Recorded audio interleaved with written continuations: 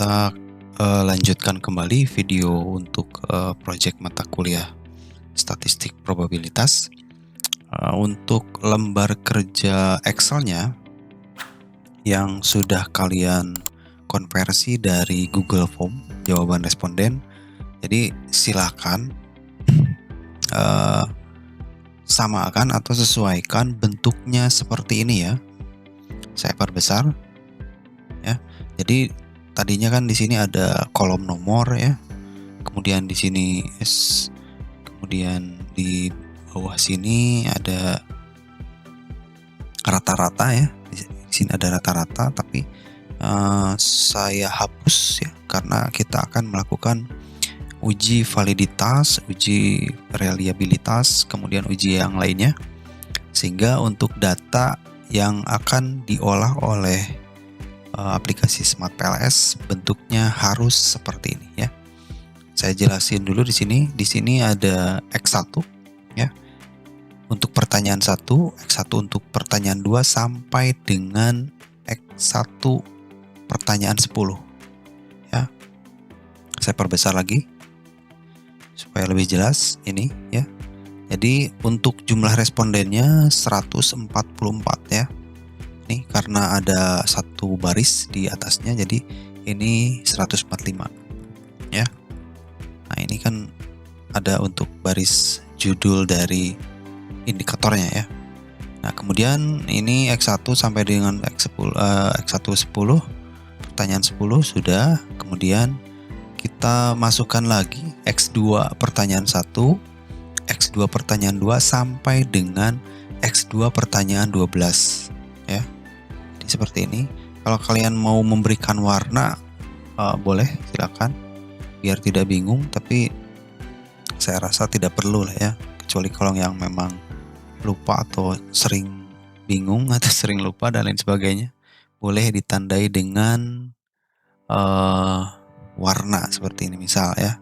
Ini untuk X2, kemudian ini untuk X1 ya. Nah, jadi ada perbedaan variabel indikator pertanyaannya ya. Kemudian ini untuk X3 pertanyaan 1, X3 pertanyaan 2 sampai dengan X3 pertanyaan 8. Ini saya kasih warna lagi ya. Nah, selanjutnya ada variabel Y ya. Y1 ini adalah pertanyaan variabel Y1, Y2 sampai dengan Y7 ya. Nah, kalian harus ingat seperti itu. Ini jangan biru lah ya. Saya kasih perbedaan warnanya. Nah, seperti itu ya. Oke, ini sepertinya sudah selesai ya. Ingat, silakan saya ulang lagi, silakan hasil kuesioner Google Form-nya dikonversi menjadi bentuk seperti ini ya. Jadi nanti biar tidak error pada saat pengolahan data menggunakan Smart PLS-nya. Baik, kita lanjut. Saya buka Smart PLS. Ini versi 4. Sepertinya saya pakai versi 3 dulu lah ya. Ini saya sudah unduh versi 4. Saya pakai yang Smart PLS versi 3. Kalau kalian mau menggunakan Smart PLS versi 4 silakan ya. Saya pakai Smart PLS versi 3 dulu ya. Sambil kita belajar, nanti sebelum ke Smart PLS versi 4 kita akan paham dulu di Smart PLS versi 3 ya. Ini sudah minta download, tapi saya abaikan dulu. Ini saya hapus. Oke, ini lembar SPSS Smart PLS pada saat kita membuka di awal ya. Kemudian selanjutnya untuk melakukan pengolahan, klik menu New Project ya. Misalkan di sini olah data project kelompok misalkan ya. Silakanlah bebas menentukan nama projectnya. Setelah itu klik tombol OK ya. Nah, setelah itu di sini ada double click to import data. Jadi kita double klik ya. Double klik. Nah, di sini Ini sebenarnya data salah ya. Karena tadi yang menjadi data yang akan diolah itu adalah file yang PLS tesis olah data ini. Saya kasih project kelompok. Nah, itu ya. Oh, ini lagi dibuka soalnya ya. Ini kita close dulu. Ini kan tuh PLS tesis olah data. Kita close dulu, kita save, baru kita bisa try again. Nah, ini bisa ya. PLS tesis olah data project kelompok ya. Oke. Kita close. Nah, coba kita double klik to import data. Ini tidak akan tampil ya. Karena apa? Kita harus merubah filenya menjadi CSV dulu ya. Kita buka dulu. Double klik ya. Kita double klik dulu. Nah, ini kemudian ke menu file, kemudian save as ya. Double klik save as. Kemudian this PC. Oke, setelah itu ini kan ini masih Word ya, masih Excel ya. Workset ya. Microsoft Excel workset. Nah, di sini save as type-nya kita rubah menjadi CSV ya. Ini CSV, kemudian save. Yes, ya, kalau ada pesan seperti ini notifikasinya klik yes. Kemudian kita close. Kalau kita close ada notifikasi seperti ini, kita save ya. Kemudian kita save lagi. Di sini sudah ada, kita replace saja. Kemudian kita save lagi. Oke, seperti itu ya. Nah, selanjutnya baru kita bisa double klik to import data. Nah, ada ya. Kalau tadi kan tidak ada. Di sini type-nya sudah menjadi Microsoft Excel, separated value file. Jadi sudah berbentuk CSV ya. Kita klik, kemudian open. Nah, di sini otomatis nama filenya akan terdeteksi di Smart PLS. Kemudian kita klik tombol OK. Nah, ini akan secara otomatis mengisi ya. Nah, di sini ada indikatornya 37 indikator. Maksudnya di sini adalah ada 37 pertanyaan ya, yang dijadikan sebagai indikator. Kemudian ada sampelnya itu ada 144 ya.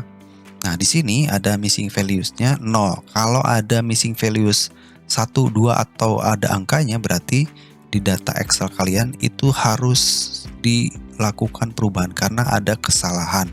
Ya, biasanya kesalahannya itu ada kolom nomor ya, atau rata-rata, atau ada baris rata-rata di akhir baris dari tabel yang kita buat ya. Nah, kalau sudah seperti ini, baru kita klik di olah data project ini ya, yang atasnya double klik. Nah, ini akan tampil seperti ini ya. Kita tarik ke atas. Di sini ada indikator X1 X1.1, maksudnya X1 untuk pertanyaan 1, X1 untuk pertanyaan 2, dan seterusnya sampai dengan X1 pertanyaan 10, kemudian ada X2 pertanyaan 1 sampai dengan X2 pertanyaan 12, kemudian ada X3 pertanyaan 1 sampai dengan X3 pertanyaan 8, kemudian ada pertanyaan untuk Y1 sampai dengan pertanyaan Y7 ya. Silakan dicek kembali jika ada data yang belum masuk ya. Kalau sudah, kita klik X1.1-nya, kemudian klik tekan tombol shift di keyboard ya, tekan tombol shift di keyboard supaya bisa menyeleksi semua pertanyaan untuk variabel X1. Nah, seperti itu ya. Kemudian drag ya, drag ke bagian lembar kerja ini ya. Nah, seperti ini ya.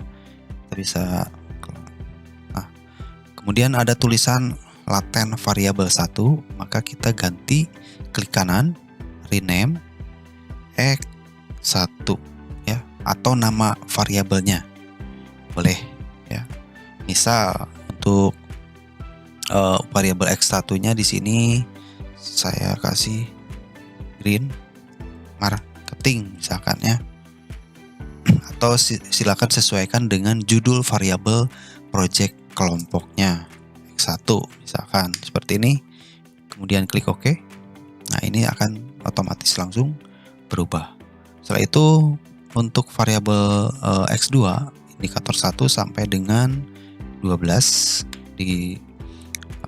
tekan di tombol tekan di keyboard tombol shift, kemudian drag ke sebelah kanan ini. Oke. Kita geser. Bisa dirapihkan. Oke. Kemudian kita ganti, klik kanan rename. Di sini misal customer preference ya. Atau di sini ada variabel X2 ya. Oke. Nah, sudah ya. Selanjutnya kita masukkan yang variabel X3. Langkahnya sama ya. Sini klik kanan rename. Kemudian ini misalkan variabel brand awareness. Ini untuk X3. Klik OK. Nah, kita bisa tarik ke bawah. Kemudian ini bisa diposisikan ya untuk angkanya.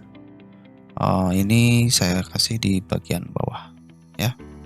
Nah, kemudian yang variabel Y-nya, kita pilih, drag seperti ini.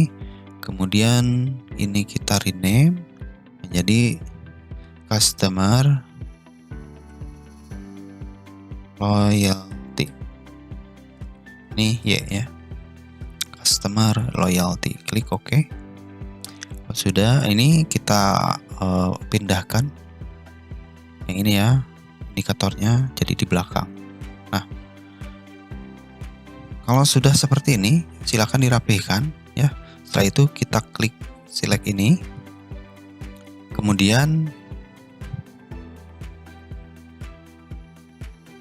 kita tambahkan di sini ya menu connect. Kemudian kita tarik, tekan, tahan. Kemudian simpan di variabel Y ya, klik. Kemudian tekan, tahan, tekan ya. Kemudian klik di sini. Terus yang X3 ke Y juga sama. Nanti akan berubah menjadi warna biru ya, yang tadinya warna merah. Klik tombol select ini. Nah, selanjutnya sebelum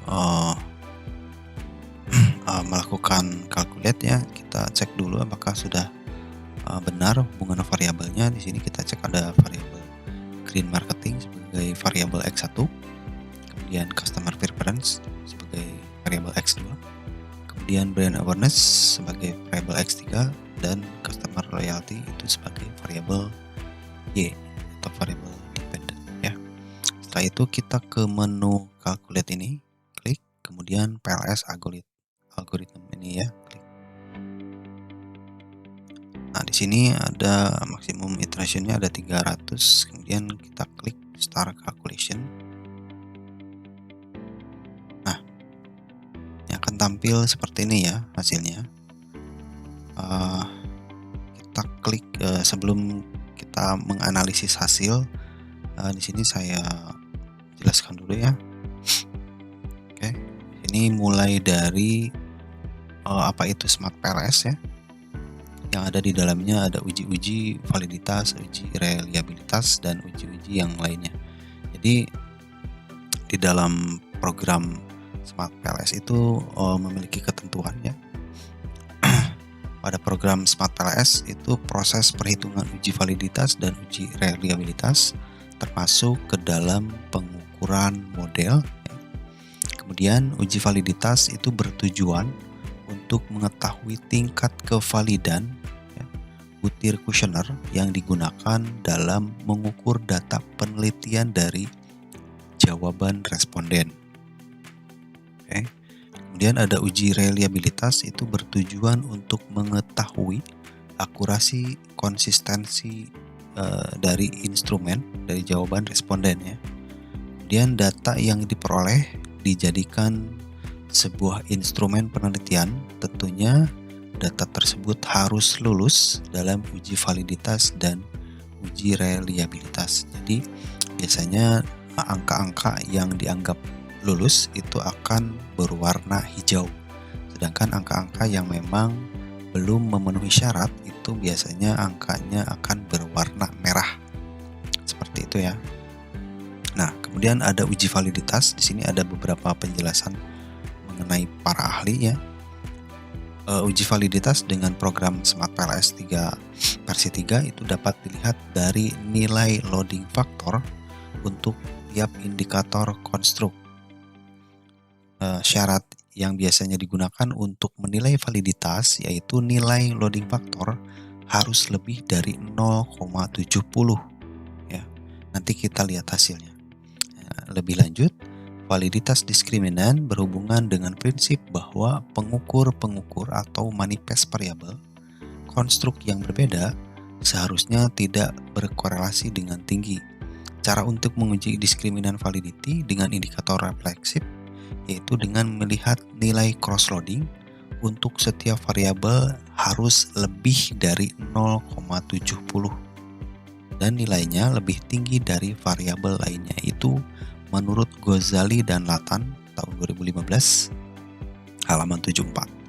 Kemudian diskriminan validity merupakan nilai cross-loading factor yang berguna untuk mengetahui apakah konstruk memiliki diskriminan yang memadai atau tidak. Jadi sebelum uji diskriminan validity maka akan dilihat dulu nilai average variance extracted atau AP ya. Jadi nilai AP digunakan untuk mengetahui nilai validitas suatu konstruk. Kriteria AP itu agar suatu variabel valid harus di atas 0,50 menurut Haryono tahun 2017. Nah, sekarang kita lihat hasilnya. Untuk melihat uji validitas kita ke bagian outer loading ini ya. Nah, ada variabel X1 sampai dengan variabel sampai dengan X10 ya.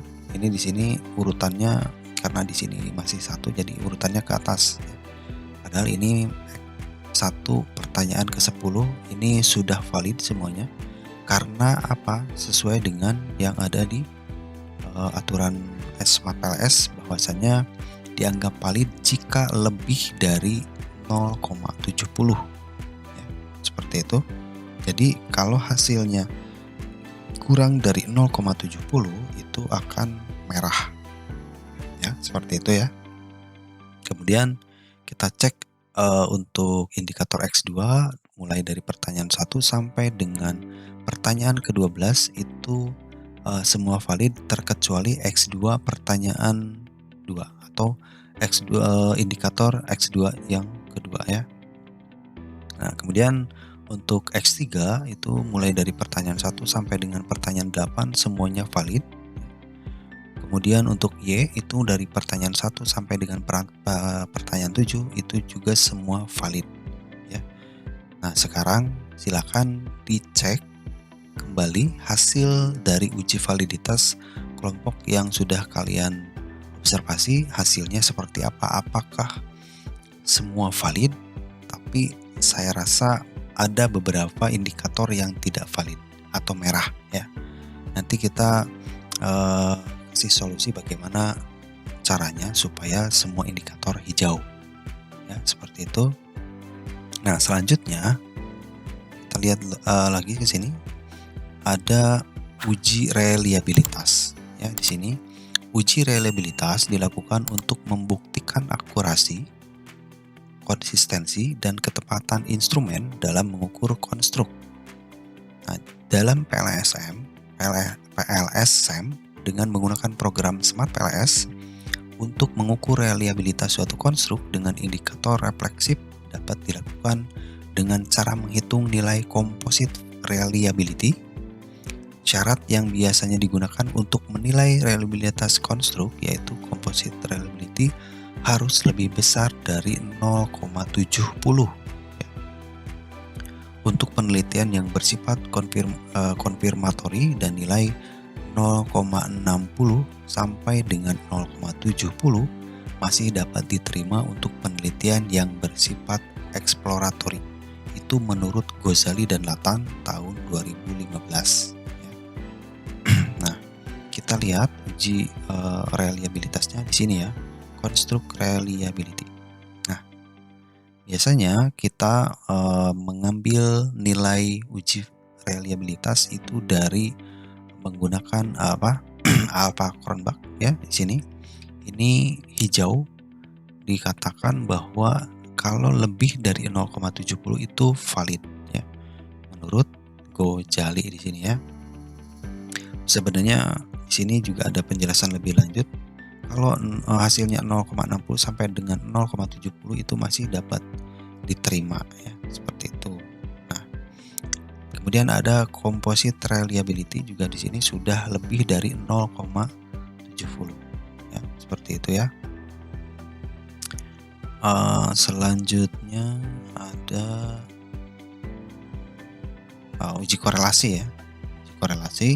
Korelasi itu memiliki arti hubungan timbal balik atau sebab akibat. Sedangkan dalam statistika, uji korelasi sendiri merupakan teknik analisis yang digunakan untuk mengetahui ada tidaknya hubungan antar dua variabel atau lebih yang akan dilakukan pengujian ya. Nah, di sini ada tabel interpretasi koefisien korelasi. Nanti silakan dilihat hasil korelasinya di bagian latent variabel ini. Latent variable, klik, kemudian di tab latent variable correlation ini. Nah, di sini kita bisa tarik. Jadi nanti untuk hasil-hasil uji-uji statistik, kalian buat tabel di bagian pembahasan di tugas project kelompoknya ya. Nah, di sini saya jelaskan bahwasannya untuk X1 ke Y, kan sesuai dengan gambar ini ya. X1 ke Y, X2 ke Y, X3 ke Y. Kita lihat di sini X1 ke Y itu adalah korelasinya 0,539 ya. Ingat, ini dan ini. Ini nilai yang kita ambil ya. Ingat, ini nilai yang kita ambil. Kemudian untuk customer preference yang variabel X2 terhadap Y adalah 0,503 ya, seperti itu. Kemudian untuk yang X3 terhadap Y adalah 0,453. Nah, di sini nilai-nilai ini 0,453, 0,503, 0,539 silahkan kalian lihat apakah berada di rentang nilai yang mana atau berada di interval koefisien yang mana, nanti akan memberikan keterangan tingkat hubungannya apakah sangat rendah atau rendah, sedang, kuat ya, seperti itu. Misal di sini X1 terhadap Y ini 0,539 berarti ada di 0,539 itu ada di sini ya, di sedang ya. Tingkat hubungannya sedang 0,539 di sini. Kemudian untuk X2 terhadap Y itu di 0,503 itu masih sedang ya di sini.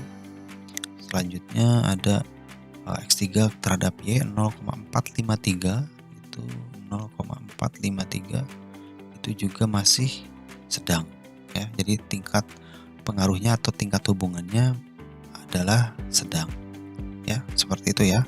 Jadi silakan kalian kelompoknya berikan deskripsi atau uraian dari tabel hasil uji korelasi sesuai dengan observasi yang kalian lakukan. Seperti itu. Kemudian selanjutnya ada uji koefisien determinan atau R-square di sini ya. Dalam menilai model struktural dengan PLS, dimulai dengan melihat R-square untuk setiap variabel laten endogen. Sebagai kekuatan prediksi dari model struktural, perubahan nilai R-square dapat digunakan untuk menjelaskan pengaruh variabel laten eksogen tertentu terhadap variabel laten endogen apakah mempunyai pengaruh yang substantif? Ya, itu menurut Ghazali dan Latan. Ya. Kemudian ada menurut Chin. Ya, menurut Chin itu nilai R square 0,67, kemudian 0,33 dan 0,19 menunjukkan model kuat. Ini kemudian moderat itu sedang, kemudian lemah. Ya. Kemudian ada pendapat lain. Ya. Nilai R square pada konstruk endogen. Nilai R square adalah koefisien determinasi pada konstruk endogen. Ini menurut Andreas Wijaya tahun 2019. Menurut Hair et al. Dalam Andreas Wijaya 2019 menyatakan jika hasilnya 0,75 itu kuat di kisaran, ya, maksudnya ini di kisaran, atau 0,5 itu moderat atau sedang, dan 0,25 itu lemah. Ya, ingat, kalian harus mengacu ke ini keterangannya, ya. Tapi harus didasari dari pendapat para ahli. Kalau di statistik seperti itu. Berbeda kalau kita mengerjakan proyek-proyek yang berhubungan dengan komputer atau sistem informasi, ya. Jadi kalau di statistik itu harus disandarkan ke definisi para ahli, ya, seperti itu. Nah, kita lihat di R square di sini, ya. Nah, ini R square-nya adalah 0,352, berarti ada di kisaran ini, ya. 0,352 adalah sedang, ya. Ya, seperti itu. Bagian sini biasanya ini kurang dari 0,5 apa dan lain sebagainya. Jadi ada beberapa aturan-aturan. Jadi kalau melihat dari nilai ini, R square ini 0,352 itu ada di kisaran moderat atau sedang. Seperti itu, ya. Nah, selanjutnya ada uji P, ya, atau hipotesis. Pada pengujian tahap ini dilakukan dengan metode bootstrapping yang ada di dalam Smart PLS dengan menggunakan uji two-tail dengan tingkat signifikansi 5% untuk dapat menguji hipotesis yang ada di dalam penelitian. Hipotesis tersebut akan diterima apabila memiliki nilai t-test. T-test itu nilai T dapat hasil dari perhitungan software atau perhitungan, kalau di perhitungan manual juga bisa, ya. Tapi di sini lebih cenderung ke hasil t-test dari hasil perhitungan Smart PLS atau hasil perhitungan softwarenya, ya. Lebih besar dari 1,96. Ingat, hipotesis akan diterima jika memiliki nilai t-test lebih besar dari 1,96. Itu menurut Hair et al. Kemudian ada Abhanorhan 2013, kemudian Wong, Hair et al. Kemudian ada menurut Ghazali. Untuk mengetahui tingkat signifikansi parameter dapat juga dengan menggunakan taraf signifikansi 1% atau dengan nilai T statistik lebih dari 2,5. Tapi hampir secara umum itu lebih mendominasi yang ini, ya. Jika hipotesis itu diterima, ya, jika t-test lebih besar dari 1,96. Seperti itu, ya. Nah, kemudian sekarang kita coba nih. Kita coba untuk menguji hipotesis, kita ke bagian tab olah data project ini. Nah, di sini supaya tombol atau menu calculate-nya bisa kita gunakan. Kemudian kita klik tombol calculate, kemudian bootstrapping. Nah, di sini subsampelnya ada 500, kita pilih yang two-tail, ya. Di sini tingkat signifikansinya 0,05. Di sini kan ada, ya, tingkat signifikansinya 5% atau 0,05. Setelah itu kita start calculation.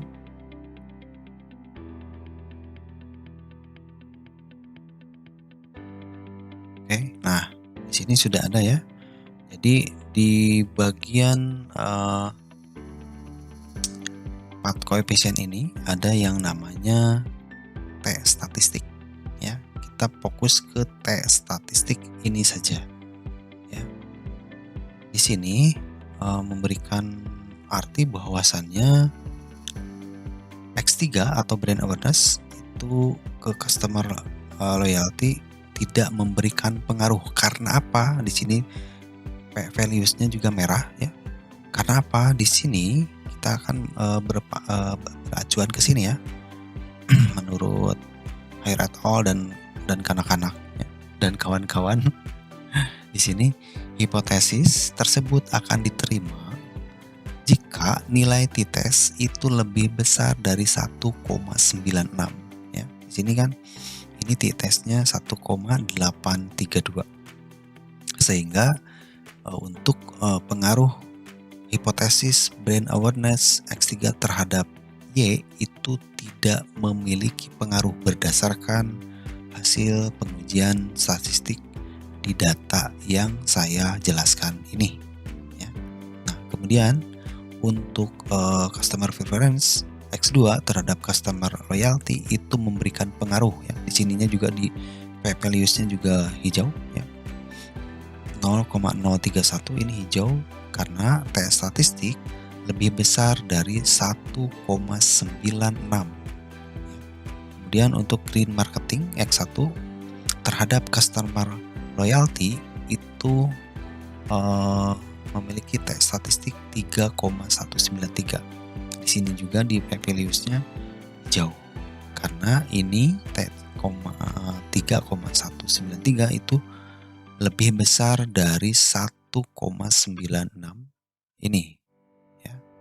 Bisa dipahami? Oke, seperti itu.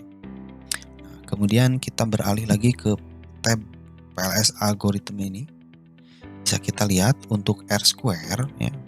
Karena kita di sini R square nanti kalian definisikan apakah hubungannya kuat, moderat, lemah, sesuaikan dengan hasil kelompoknya ya, hasil penelitian statistik kelompoknya. Di sini R square ya, koefisien determinasi didapatkan 0,352 atau 35,20%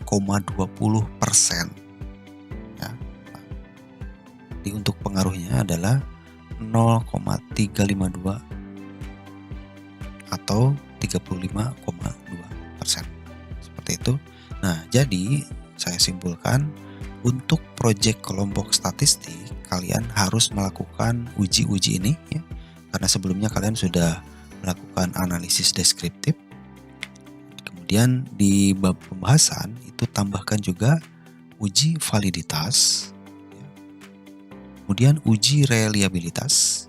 Ingat beserta tabel hasil ya. Hasil tabel yang R square, kemudian ada outer loading, uji validitas seperti ini, kemudian latent variable yang ini seperti itu. Kemudian ada uji korelasi, kemudian ada uji koefisien determinasi atau R square, kemudian ada uji hipotesis. Oh ya, tadi belum saya jelaskan bagaimana solusi jika ini merah ya. Guys, sebentar. Yang ini overloading atau uji validitasnya ada yang merah. Ya, seperti ini X2 indikator kedua atau X2 pertanyaan kedua ini merah.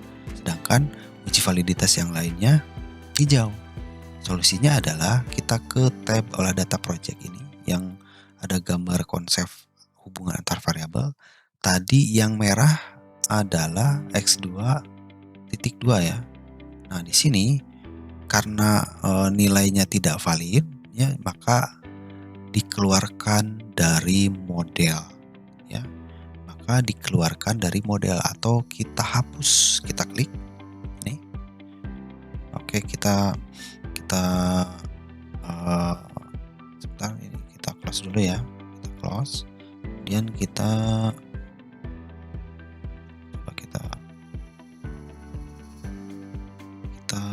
hitung lagi validitasnya, itu masih merah ya, masih merah.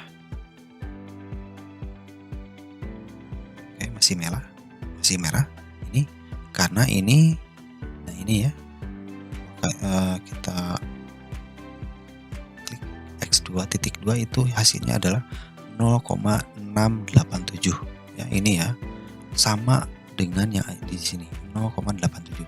Caranya atau solusinya supaya indikatornya valid semua itu jangan direkayasa ya. Misalkan ada beberapa kelompok, misal ya, karena X1 indikator di X1 banyak yang merah, indikator di X2 banyak yang merah, indikator di X3 ada beberapa yang merah, sedangkan di Y hijau semua misal. Nah, data yang di Excel biasanya direkayasa ya. Saya sarankan jangan atau tidak boleh direkayasa ya. Karena itu nantinya akan seperti apa ya? Jadi hasilnya tidak real. Penelitian yang kalian lakukan itu tidak real ya. Karena kalian sudah merekayasa data. Jadi solusinya adalah kita keluarkan dari model ya. Kita klik kemudian delete. Nah, hilangkan semua nilai yang ada di sini, hilang semua. Kemudian kita hitung ulang, calculate PLS algorithm, start calculation. Oke, kalau sudah kita klik auto loading, uji validitasnya tuh, ini hijau semua. Ya. Karena nilai yang tidak valid tadi, yang merah, kita keluarkan dari model, seperti itu ya. Jadi ingat, jangan direkayasa. Seadanya saja. Nah, akan tetapi hasil yang tadi tentunya akan berbeda dengan hasil yang sekarang ya. Contoh misalkan uji validitasnya mungkin ada beberapa yang berubah ya. Kemudian ini ya, alpha cronbach juga mungkin ada yang berubah ya. Kemudian ada nilai average variance extracted juga ada yang berubah ya. Apakah ada yang belum saya jelaskan? Ini uji hipotesis sudah ya, kemudian uji koefisien determinasi juga sudah, uji korelasi juga sudah, uji reliabilitas juga sudah. Nah ini ya, ingat di discriminative validity di sini kriteria AV agar variabel valid adalah harus di atas 0,50. Itu menurut Haryono 2017. Ya. Nilai AP digunakan untuk mengetahui nilai validitas suatu konstruk. Jadi kriteria AP-nya harus di atas 0,50. Ini sudah lebih dari 0,50. Jadi uji validitasnya sudah bagus ya. Seperti itu. Ini alpha cronbach sudah, composite reliability juga sudah bagus. Ini lebih dari 0,70, ini lebih dari 0,70, ini lebih dari 0,50. Silakan tabel ini kalian uraikan juga atau buat tabel di bahasan laporan projectnya seperti itu ya. Kemudian R-square juga ini akan berubah ya. Tadinya kan 0,35 sekian ya, sekarang sudah 0,349, tapi masih statusnya masih sedang ya. Seperti itu. Ini discriminative validity seperti ini. Kalau kalian mau menjelaskan discriminant validity ya, silakan kalian tambahkan juga ya. Karena ini berkaitan dengan nilai AV-nya ya. Kemudian apalagi ya?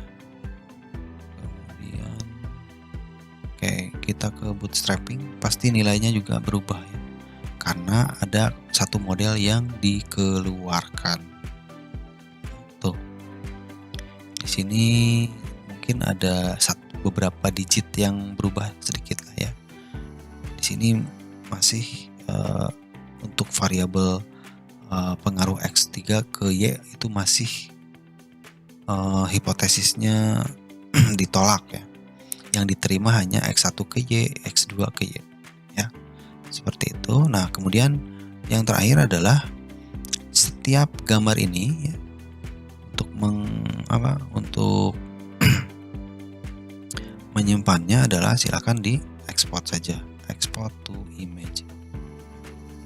Kemudian kalian di sini misalkan ya, project misalkan ya, di lembar atau di folder yang kalian sudah tentukan, kemudian save. Nanti si gambar ini akan bisa kalian uraikan atau terapkan di bagian pembahasan project kelompoknya. Tinggal di copy paste nanti ke Word ya, yang ini ya, supaya nanti saya bisa melihat nilai atau hasil-hasil uji validitas yang sudah kalian lakukan. Nah, ini masih ada yang salah ya. Kalau kalian mau menyimpan gambar ini untuk menjelaskan uji validitas, kalian ini close dulu ya. Kemudian di calculate ulang. Oke. Nah, seperti ini ya. Kalau sudah seperti ini 0, sekian, 0, sekian, ini baru kalian bisa ekspor gambarnya. Seperti itu ya. Misal project kelompok. Bedakan dengan yang tadi ya. Karena yang tadi salah ekspor. Nah, ini. Variabel green marketing terhadap Y, variabel customer preference X2 terhadap Y, variabel brand awareness X3 terhadap Y. Seperti itu ya. Jadi ingat, saya ingatkan kembali untuk uji-uji yang dilakukan di dalam laporan itu ada uji validitas, uji reliabilitas, uji korelasi, uji koefisien determinan, dan uji hipotesis. Seperti itu ya. Adapun untuk pendeskripsian atau uraian-uraian di bawah tabel, silakan kalian mengikuti aturan-aturan yang sudah didefinisikan oleh para ahli, harus bagaimana penjelasannya ya. Kalian bisa lihat di beberapa referensi skripsi atau tesis atau disertasi ya. Silakan kalian kerjakan sambil didiskusikan dengan kelompoknya ya. Kalau ada yang masih bingung, silakan ditanyakan di grup ya, supaya kelompok yang lain juga bisa memahami masalah yang sama ya. Seperti itu. Saya akhiri, semoga bermanfaat ilmu yang sudah saya kasih. Saya akhiri. Assalamualaikum warahmatullahi wabarakatuh.